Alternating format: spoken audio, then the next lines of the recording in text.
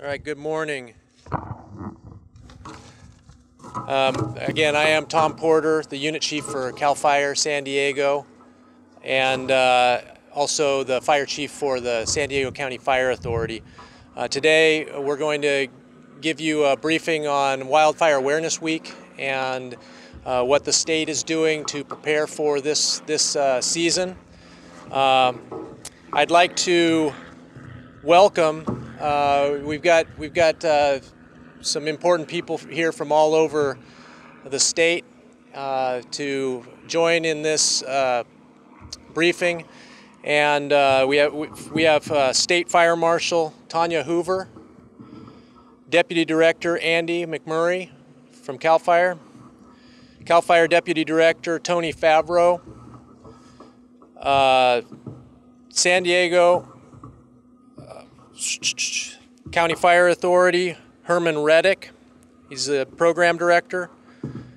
We have Chief Talbot Hayes from the U.S. Forest Service, local here on the Cleveland. We have Chief Laff from Lakeside Fire, and from Assemblyman Brian Jones' office, Gail Raymer. I will be introducing each of the speakers. First on the list is my boss, the Region Chief for CAL FIRE, and his name is Dale Hutchinson. Chief? Thank you, Tom, and I want to thank everybody for being here today. The reason it's important to have the backdrop of all of the agencies is that in emergency management, and especially in a wildland fire, it takes all agencies to work together collectively to be successful. And San Diego County has a history of large and damaging wildfires, and it takes all of us to be part of the solution, and that includes the public. And that's the reason we're here today, is this is our annual preparedness briefing that we give for Wildfire Awareness Week. And it's really important for everybody to understand where we are this year. This year is an extraordinary year. We've had a much drier winter and spring. Most areas are well below on their rainfall totals, and that has equated to increased fire activity early in the season. The southern part of the state went into fire season on April 15th. We staffed up much earlier than normal, and that also has caused us to staff up additional resources even in the northern part of the state. So far this year, we're well ahead of our fire totals. We've had 1,100 fires so far this year. This season, that's 550 more fires this fire season already than a normal year. We responded over 1,100 fire incidents, and last week was a significant week for wildland fire activity. We burned almost 40,000 acres just in 1 week in the last week of April, first week of May. Conditions from personal experience were very reminiscent of a fall-type weather pattern where we had extremely dry fuel conditions due to the lack of rainfall, and we had a weather event that was very similar to a fall wind event. And you put those two together, and Southern California had significant fire activity. But CAL FIRE, we were prepared. We have worked very diligently with our partners and cooperators to staff additional equipment and be prepared. We also are reaching out to the public because we can't be successful unless the public is there assisting us. And it takes everyone in the community to be successful. CAL FIRE has an award-winning website. It's www.readyforwildfire.org. We encourage all agencies, all interested parties, all homeowners in the wildland area and also in our city communities to go to that website, because you may live in an area that is an urbanized area in a city, but that's not to say that you're not going to be traveling through a rural environment where you would need to know some of the tips about wildfire safety.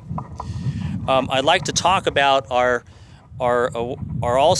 campaign that we've been using successfully over the past few years, and it's the Ready, Set, Go public education campaign. It has three components. The first one is to get ready, and it's some of the basic concepts where homeowners in the wildland need to prepare their property. They need to do their defensible space. They need to provide us that 100-foot requirement of defensible space around their property. They need to clean up all of the dead material around their property, remove the dead twigs and leaves that accumulate in your gutters and in your on your roof deck. And also, anytime you have an opportunity, if you're doing improvements on your property, try to use the latest building materials that are available that are fire resistive. And one of the most important things as we try to achieve our fire safety around our homes is we want to make sure that we're doing our weed abatement, our defensible space reductions at the right time of the day with the right type of equipment. Many times we have equipment-caused fires by people trying to do the right thing, but they're doing it at the wrong time. So if folks are preparing their property, and we've talked about how dry it is already, we want them to be extra safe this year. Try to get out early in the morning when we have a little higher humidities. So if you are out in the wildland and you're clearing your brush and you're clearing your grass, it keeps your opportunity for ignitions way down. So we want people to continue with their good defensible space improvements, but we want them to do it at the right time and use the right methods to do it. The next part of it is to get set. Everybody needs to have a plan, so you need to get set, have your family, have your community. You want me to go back over a couple items? I understand we had a little power outage, but as I stated, in California, it takes all the agencies that are behind me to be successful in emergency incident management, especially in a wildland fire. And it really takes the community to assist us as well. 94% of the wildfires in California are human caused. That could be equipment caused, that could be human activities in the wildland. So it is very imperative that we all work together to reduce that ignition. Governor Brown has proclaimed this week as Wildfire Awareness Week, and that's why it's really important for not only all the public agencies and the emergency responders behind me, but it takes us all, the local citizens, to do their part so we can all be successful to prevent wildfires in California. With that, I'll turn it back over to Chief Tom Porter. Thank you, Chief.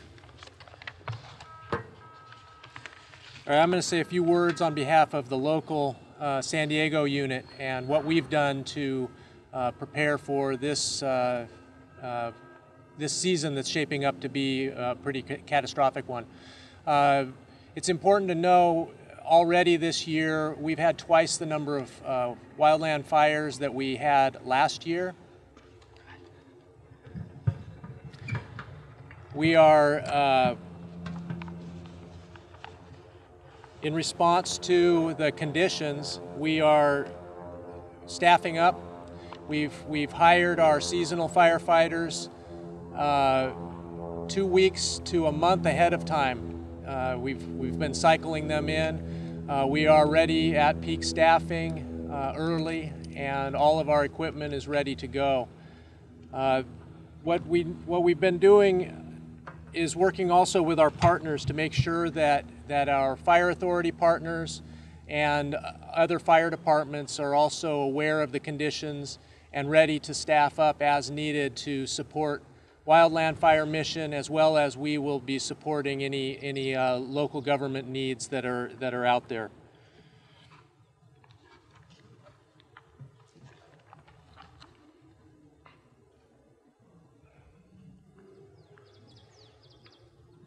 Chief Hutchinson mentioned the importance of doing the clearance that's required by law and doing it at the right time, doing it when it's cool, when we have marine layer, or early in the morning when the humidity is higher.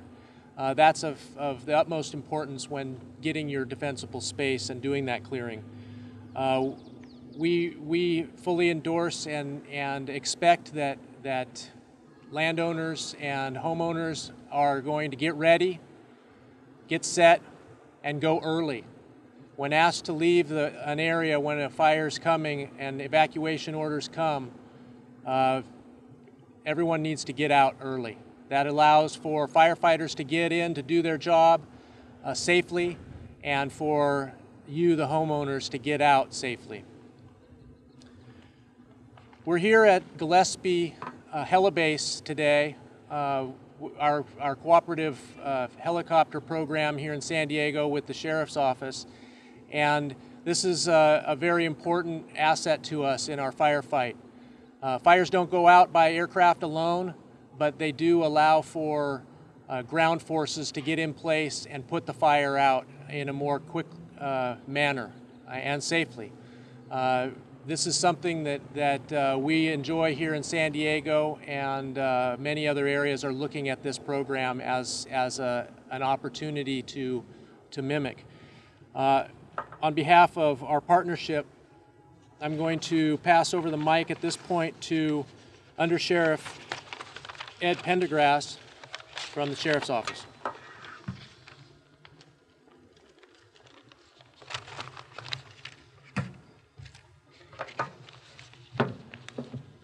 Thank you, Chief. Good morning, everybody. The collaboration that you see here today and that we have in San Diego County is unprecedented in the state of California. We have a unique program here where CAL FIRE and the Sheriff's Department work together on a daily basis to protect the citizens and residents of San Diego County. Our sheriff's deputies fly the helicopters, and CAL FIRE provides the observers. They have a fire captain that acts as an observer and coordinator, and our helicopters also can put a 6-person heli-tac crew close to the fire. We have the San Diego County Sheriff's Department has 2 fire rescue helicopters. Behind me to my left is our Bell 205. It can carry 375 gallons of water to drop on a fire, and it can carry a heli crew of 6. Behind me to the right is our Bell 407. We can equip that with a Bambi bucket that can drop 180 gallons of water of fire. When we're fighting fires in that, again, it's a sheriff's deputy flying the helicopter, and it's a CAL FIRE captain helping coordinate the drops. We are the only place in the entire state where we have this sort of program, where sheriff's deputies and CAL FIRE are working hand in hand to keep the residents safe. Sheriff's Department additionally has 4 patrol helicopters. They're up in the sky on a daily basis. They act as our early warning system. They can spot fires, report fires, do reconnaissance, and help with rescues if needed. In addition to our firefighting, the Sheriff's Department has other responsibilities, as does all of law enforcement. Typically, in large fires, we do traffic control, evacuations, and security. The sheriff also serves as a mutual aid coordinator for the entire county law enforcement agencies and coordinates with state and federal agencies as needed for law enforcement. Our deputies are well trained and well equipped. Each year, every supervisor in the Sheriff's Department assigned to the Law Enforcement Bureau receives fire training. That's every sergeant, every lieutenant, and every captain. This training is conducted in conjunction with CAL FIRE. We begin the training at the end of this month, and if anybody is interested in attending part of that training and doing some taping of that training, we'd be more than glad to accommodate you. And in addition to the fire training for the supervisors, after the 2003 wildfires, Firestorm 2003, the Sheriff's Department, in conjunction with CAL FIRE, produced a professional quality video on firefighting for law enforcement, fire safety for law enforcement. This is shown to all of our personnel in the Law Enforcement Bureau who responds to fires once a year. Lastly, all of our deputies have a go bag. It has fire protective gear inside. The deputies are required to carry it with them in their cars, and they take it home with them at night. They're ready to go, 7/24. Whenever we call them, they're ready to go. In addition to that, the county has a robust emergency notification system. We have reverse 911, we have County Alert San Diego, and we have Nixle. We urge the public to get on our websites and to sign up for those services if they haven't done so. San Diego County Public Safety is working together to prepare for this wildfire season. We have a great collaboration, and our goal is to keep the public safe. But we can't do it alone. The real question is, are you ready? The public needs to prepare. We urge all of our residents to have a fire plan, to be ready to evacuate, and to evacuate when notified.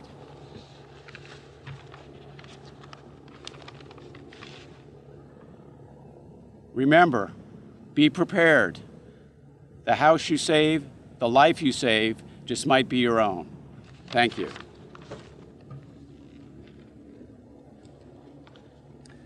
Thank you, Undersheriff. Our next speaker is from the California Emergency Management Agency, Ralph Domanski. Thank you, Chief Porter, and thank you, CAL FIRE, for inviting us to this event. Cal EMA manages the state mutual aid system. The California State Mutual Aid System consists of over 950 volunteer county and local fire departments and other agencies. These resources are available for all hazard incidents, including wildland fire. In fact, the fires we had during the last 2 weeks, we sent a considerable amount of resources to those fires from as far away as Northern California. As in the past, we're here to support the wildland fire agencies and their help to fight wildland fires. We also are responsible for the mobilization of emergency responders and law enforcement. We're ready. We're ready to do that and to help our wildland partners. The question is, how can you help? Well, you can help by what some of the speakers have already said. You can make sure that you have your clearance done for your homes. You can try to maintain at least 100-foot clearance. And the other thing that's important is you can evacuate when told to evacuate and let the firefighters do their job. Thank you very much.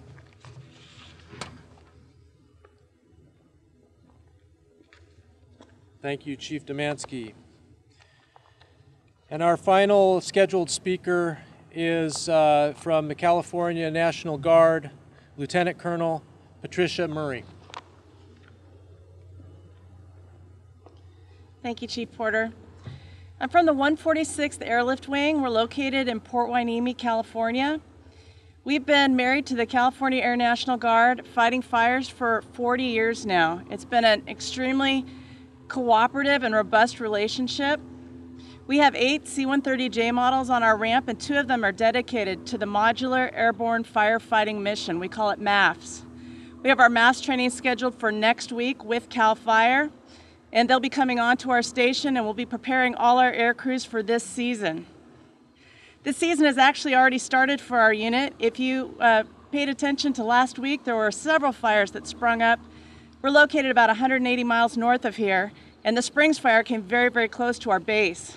The incident commander had all the air assets he needed, so we were not activated until Friday afternoon when they needed the surge. They needed the California Air National Guard, the 146th Airlift Wing, to get into the fight and help fight the fires. Many people wonder how sequester is going to affect our ability to fight this mission and prepare to fight the fires. It definitely will. Major General Baldwin, the State Adjutant General, spoke on this, that if there is a reduction in force, it's going to inhibit our ability to prepare our airplanes and to prepare our crews for the mission. Most of the people on our base are civil servants. So until we're activated for the fire, we're not in an active duty status. But as always, we were fully mission capable on Thursday once the fire sprung up and ready for the call from CAL FIRE. We are happy to help and participate in any way we can for this fire season, and we are expecting to be very, very busy. One of the landmark events that happened during this fire was the Channel Islands Air National Guard Base was used as an air tanker base.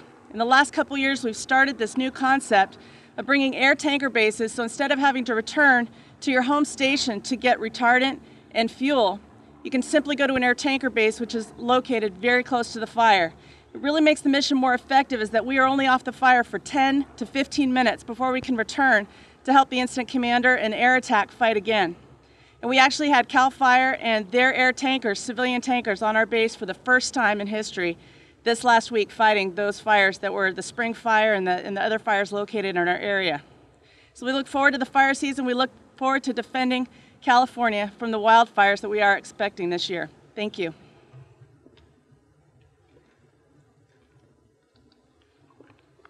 Thank you, Lieutenant Colonel Murray. That concludes the speaking portion of this. Feel free to come and grab any of us for questions. You want questions in front of